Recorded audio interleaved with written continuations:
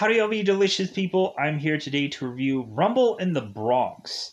So, really, I think this is an amazing fighting movie. But in all actuality, I just don't care for the story whatsoever. Really, we have it to where the very beginning of this story is just Jackie Chan coming to America from China. I'm like, oh God, we have to do another one of those stories. I don't know how many numerous times you would have like either Jackie Chan or you would have Jean-Claude Van Damme when he would be doing an American film where it would always be this same story where we'd have this guy coming from a different part of the world to come here to have a reason for why he needs to do that.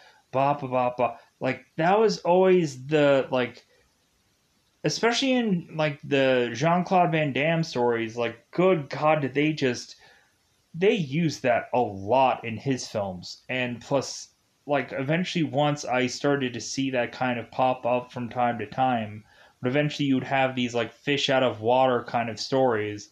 They always really had to really press that a lot. Especially in this film, we end up having Uncle Bill, who is to talk to Kong in Chinese. And then eventually we have Uncle Bill, who is to eventually tell Jackie Chan's character to stop talking in Chinese because they're in America now and they have to speak English. And some people will fly off the handle with any number of things that were or are to say within what I had just said or anything along those lines there. Like I'm not mentioning any of this to offend anybody, and I apologize if that's what it means. I just don't like this kind of story. I don't mind anybody who is from another country coming here to America. I hope more people come to America if that's what they want to do. I'm just saying that like this story is a story that had been done way too often and didn't need to be a prominent thing in a film. That's what I'm saying. Trying not to offend anybody. But anyways, so we kind of have this build up going on in this movie where we end up having, of course, really just Kong eventually at first starting to fight out this gang that is in the Bronx. But then eventually that leads into eventually Kong eventually fighting these fake FBI agents, which actually are tied to some guy named White Tiger, bizarrely.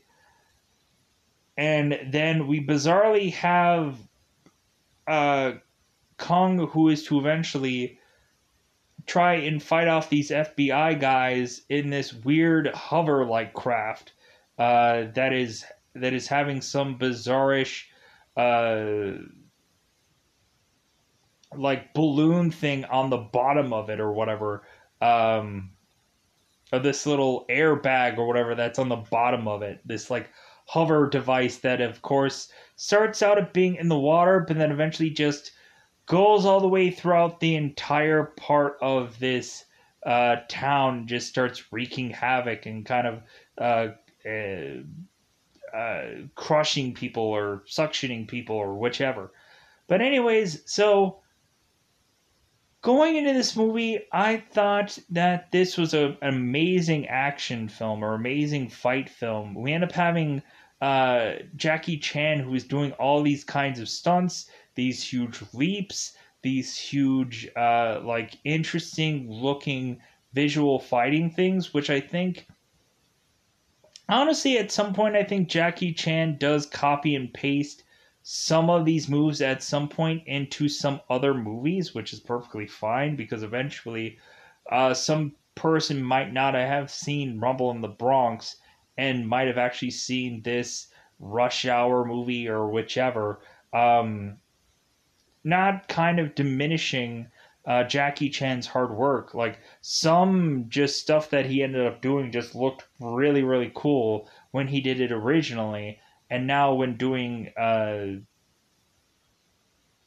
like another film, it still looks pretty cool, and eventually has like Jackie Chan kind of doing something kind of only he can do throughout a movie.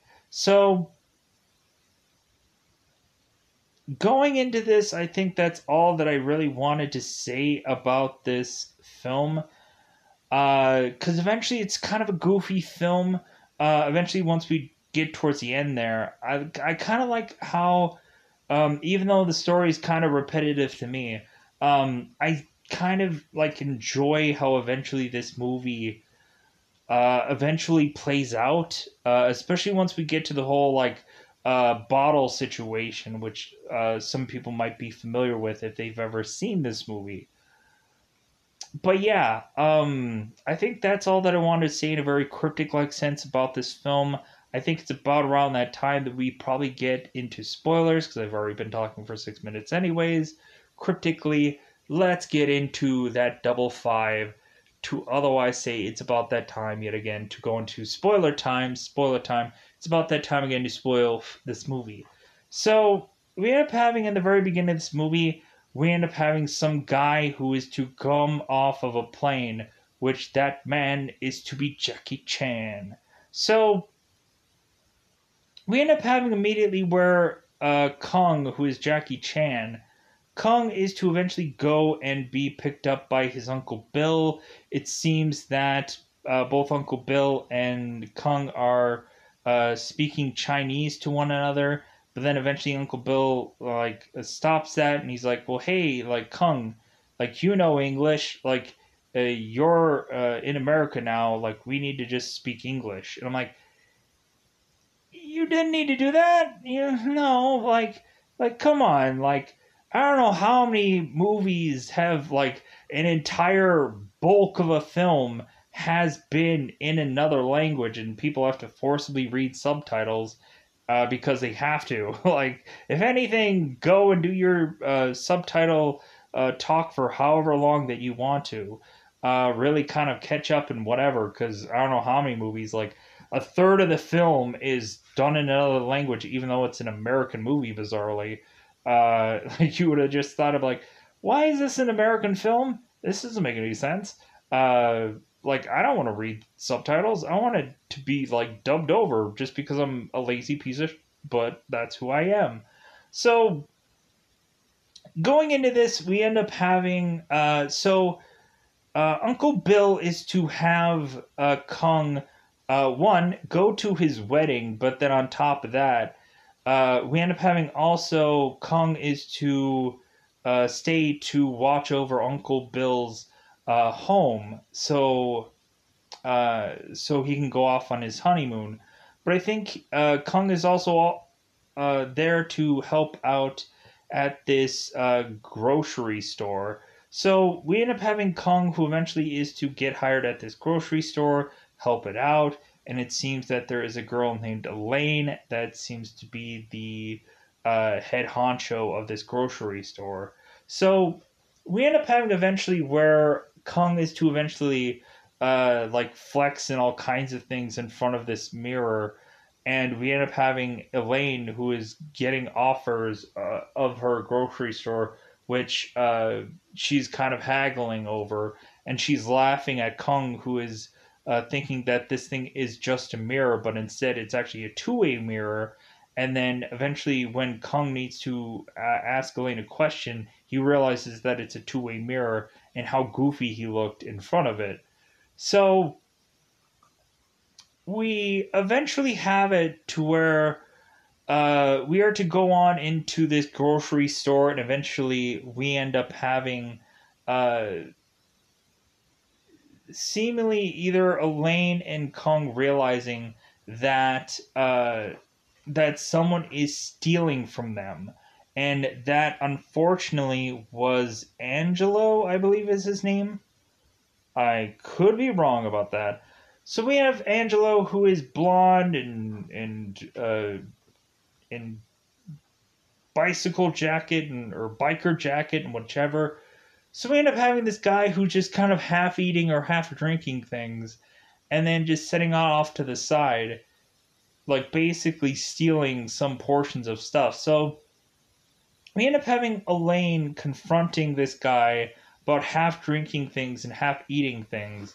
So she ends up bringing all the stuff that this guy had and tells him to pay up, which of course he does not. So we end up having this gang kind of getting out of hand, and we end up having Kung come in to eventually start to like tell everybody to calm down. But eventually we end up having to where the gang just gets continually more and more riled up, to where eventually Kong has to come in and start to fight a lot of these gangs, and to basically uh, with his martial arts basically have one of the goons tell Elaine that they're sorry and that it'll never happen again, kind of thing, to where Elaine is just in utter awe of what Kung could really do. We end up having Kung, who eventually is to go to eventually Uncle Bill's house before he is to leave to go on his honeymoon. We eventually have uh, Uncle Bill mention that Kung is a martial arts champion from where he's from. We eventually have Uncle Bill, who introduces uh, Danny to Kung, and so eventually Danny will come back into play some portion of this movie later. So, and I guess that they're like family or they're familiars or whichever. So, anyways, we go along and we end up having it to where eventually Kong is to eventually go into the streets and find a defenseless woman that is being attacked by two guys. We end up having, of course, Kong go to this woman's defense to find out that this girl is a gang member, and so are these other guys that are gang members, and that really Kong had been ambushed. We end up having Kong, who is desperately trying to get away from these gang members, but eventually he ends up getting forced into some back alley or dark alley, where we end up having a lot of these gang members all firing off these bottles to hit Kong. So we end up having consistently Jackie Chan is consistently hit with these bottles, and he's starting to bleed, and you just see like man, how difficult it probably really was to do this shot. How probably maybe really injured that Jackie Chan might have gotten during this shoot, during this scene. So we end up having it to where Kong eventually is to drag his body to eventually have Danny find him and bring him to Nancy, who actually Nancy was one of the gang members that was in the gang that was taking out Kong, but Nancy didn't know that Kong was one of her good friend or family member or whichever. So we end up having it to where Nancy's like, "Oh my god, that's Kong!" Like, "Oh, I didn't know." Like, I only knew like who the guy was. I didn't like know what his actual like what he looked like. So we end up having Nancy, who ends up doing the right thing and tries to bandage up Kong. So we end up having it to where eventually Kung is to wake up. We end up having Danny, who is to basically tell Kung that's like, hey, like my sister, like she's kind of attractive, and hey, also like she's never home because she's doing like 8 and a million other things than what I'm really actually going to tell you what she actually does because I have to lie. So we end up having it to where Danny is to eventually assume that his sister is gone, and so we end up having Danny, who mentions how like there are some times where he ends up seeing uh, brothers and sisters playing with them with together in some park somewhere. Danny feels bad about that, and we end up having Kung say it's like, well, hey man, like you can go and have your own fun, like you don't have to just uh like rely on people to have fun. You can have your own fun. Like, so we eventually end up having it to where Nancy ends up bursting into tears and then eventually ends up kind of hugging onto her brother because she feels bad for him. And so we end up having Danny who's like, hey, this is my sister. Like, look how beautiful she looks. Like, well, not right now, though. God, I love Danny in this movie because he has such comic relief in this film. So we end up having Danny who ends up mentioning that like Nancy is single and whichever, and so we end up having also Nancy who ends up having some gift for Danny, but it doesn't seem like the actual gift that Danny actually wanted. Danny actually wanted a cushion for his chair, but eventually we end up having at some point Chung eventually get Danny a new cushion. So we end up having it to where eventually Nancy is to apologize to Kong about what had happened to him. And Kong is like, hey, man, like, all under the rug, who cares? It's like, so that happened, so what? So we eventually have it to where this gang is still after Kung. It seems that eventually whenever they are to spot Kung, they are to try to go after him and try to take him down or kill him or whatever. So we eventually have it to where Kung is seemingly just in the uh is just kind of doing his day-to-day thing, and we eventually have some gang members who end up bumping into Kung, and they eventually try to fight him yet again. We end up having Kung who ends up trying to uh, sneak away into this vehicle, but this driver ends up spotting him and is like, hey man, what are you doing in my vehicle? To where eventually we end up having these guys spot Kung in this vehicle, and so they end up trying to roll this vehicle off to the side to where it ends up falling out of this, I guess, parking garage that they're in.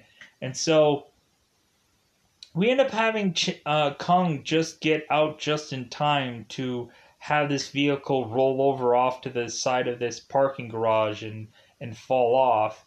And so we end up having it to where eventually Kung is to eventually get away from these guys, basically by jumping off a car to make it onto this apartment complex. Like, so it's a pretty decent gap between these two things, and he ends up making it. He ends up nailing it and whatever. So we end up having, of course, Kung getting away to go on to go on back to his normal life or whichever, because these guys won't be able to get to him. So we eventually have it to where the gang just won't let this go.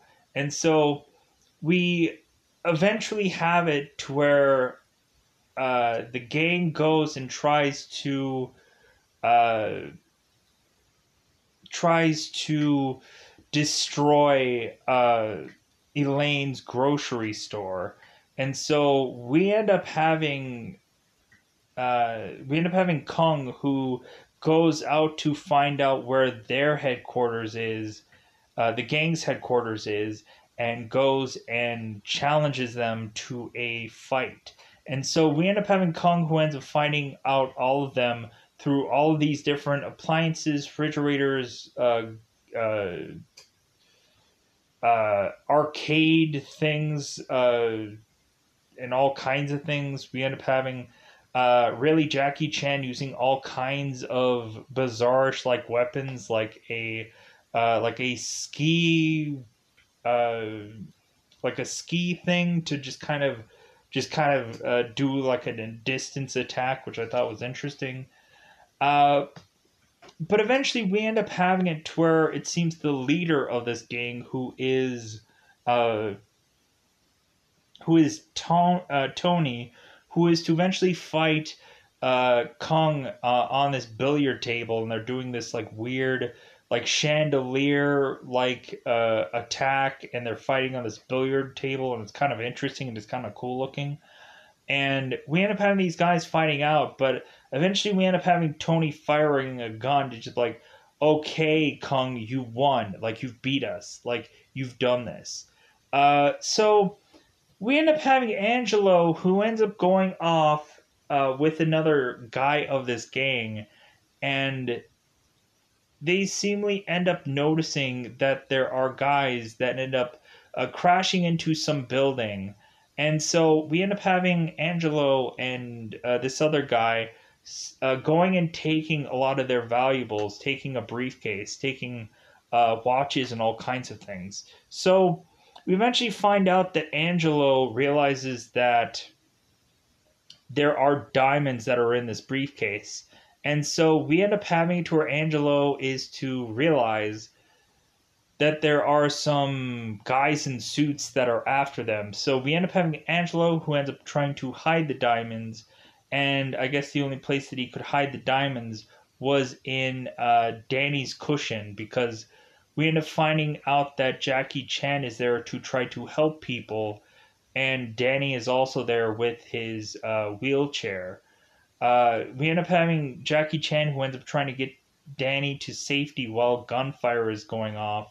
But eventually we end up having Angelo who ends up going and finding Danny and putting the diamonds into Danny's uh, cushion, his smaller cushion. But eventually Danny will get a bigger looking cushion to eventually go and uh, use and whatever. So we go on to eventually have these fake FBI guys going and grabbing some of Angelo's gang members and threatening them to tell them where the diamonds are. And of course, these guys have no clue what these guys are talking about. So these guys are to threaten these gang members with them being put into the wood chipper. Well, we end up having one guy being put through the wood chipper, but the other guy is to uh, take this guy to send a message to this gang. And this guy ends up coming back to this gang to say, hey man, like my friend got sent through a wood chipper. Like, hey man, we got to give them whatever they want. Whatever these diamonds are, they desperately want it. And it seems that Angelo was the only person with this answer that knows exactly where these diamonds are. And eventually we end up having Angelo um, tell that he left it into Danny's cushion. So we eventually have it to where they are to try to figure out who is the guy with this information. We end up having Kung, who is to take what he is to think are FBI guys to Angelo, and coincidentally, the right guys uh,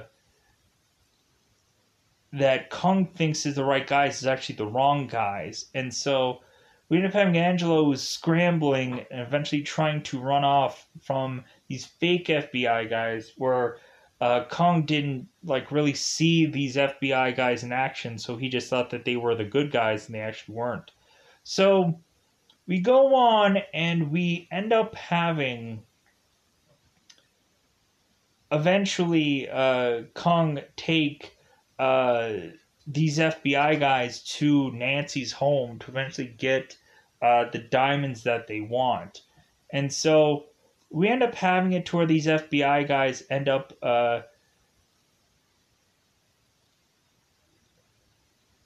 running off to eventually go on to eventually try to escape with these diamonds in hand. And we end up having the police that are actually after them, because we end up having Jackie, who ends up going and having a bug on himself to try to give these fake FBI guys what they want.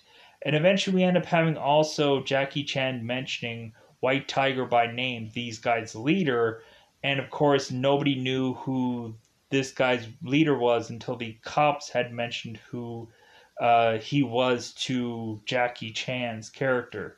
So we end up having eventually, like I said, the fake FBI guys are going to go into this hover like vehicle, which eventually Jackie jumps down to get in to get to. And eventually we end up having it to where like Jackie Chan is hanging on for dear life to get to this hover thing to eventually take out these FBI guys, which really is very difficult for him to do.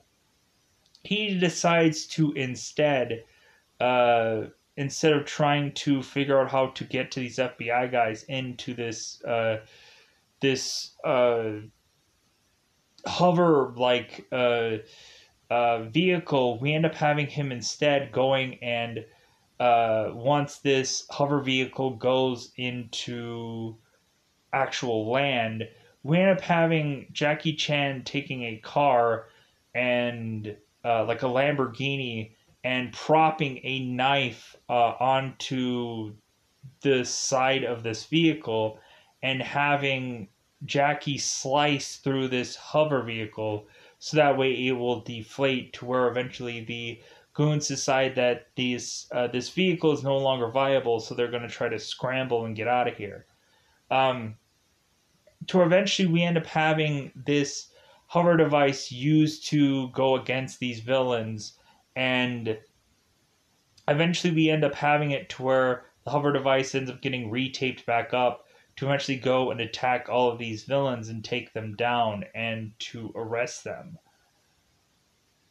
by Jackie Chan and company. So yeah, like with that said, like that's kind of a bulk of what really actually happens within a bulk of this movie. I kind of rushed through it a lot, just because reasonably, like once we kind of get to a certain point, like I think once we get past the like Jackie Chan fighting the gang stuff, it's just kind of like a really goofy movie after that.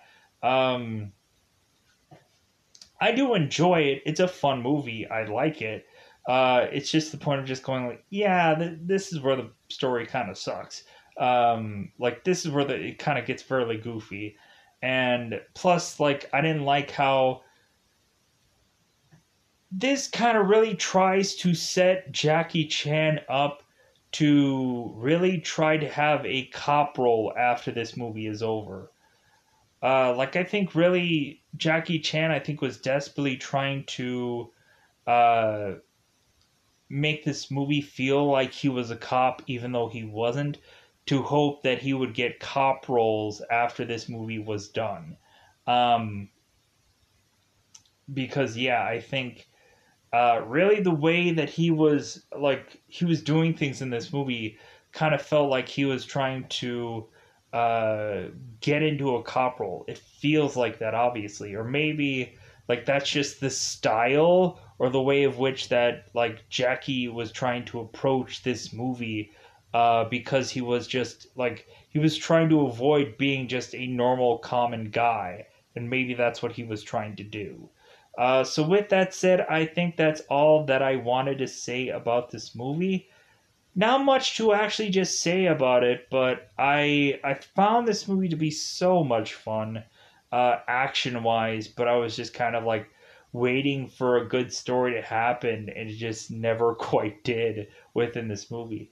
Uh, like I think the really interesting part, which I completely rushed over, we ended up having White Tiger, who ends up tearing Elaine's grocery store apart, which I kind of really rushed after that, because I kind of rushed when Jackie Chan was being controlled by these cops to go under the wire to get information from these FBI guys, and I completely just rushed through that because I'm like, I didn't really care for that whole thing. That part of this movie was so boring, and really, I was like, man, if they could have edited anything out, obviously it could have been that. They could have come up with some convenient way to have it be that they didn't need that whole rigmarole of a scene. Really, Jackie Chan could have came up with White Tiger name. I don't know how many other different ways. So yeah, with that said, I think that's all I wanted to say about this movie. Fun film, real fun fight scenes. Probably the best fighting scenes uh, that I've seen in a like in an action film, probably for that time. But still, there's a lot of fight scenes in here that sticks out much more so than any number of any other action scenes or fight scenes, I mean, because really we have it to where one Jackie Chan really is doing these interesting stunts, and that's what makes this movie sticks out stunt wise and whatever than any normal common fighter film where you're just kind of seeing punch kick punch kick punch kick whoop de doo like, oh, he blocked, oh, he's really good at blocking, oh, that's great. Whereas Jackie Chan like uses his environment to make a obvious like choreographed fight scene that looks really really great on camera. So with that said, I am going to get out of here. Bye, everybody. Bye, everybody.